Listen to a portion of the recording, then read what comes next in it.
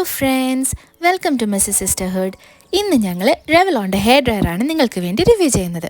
As usual ഇതൊരു paid പ്രൊമോഷനോ paid review ഒന്നുമല്ല. ഈ വിൻ്റർ ടൈമിൽ ഞങ്ങൾക്ക് ഏറ്റവും കൂടുതൽ യൂസ് വരുന്നൊരു സാധനം ആയതുകൊണ്ട് ഞങ്ങളിത് മേടിച്ചു. ഈ ഹെയർ ഡ്രയറിൽ ഒരു സ്മൂത്തിങ് കോൺസെൻട്രേറ്ററും ഒരു വോളിയമൈസിങ് ഡിഫ്യൂസറും ഉണ്ട്. കേളി ഹെയർ ഉള്ളവർക്ക് ഈ വോളിയമൈസിങ് ഡിഫ്യൂസർ ഒരു ഗെയിം ചേഞ്ചർ തന്നെയാണ്. ഇതൊരു സെറാമിക് മെറ്റീരിയൽ ആണ്.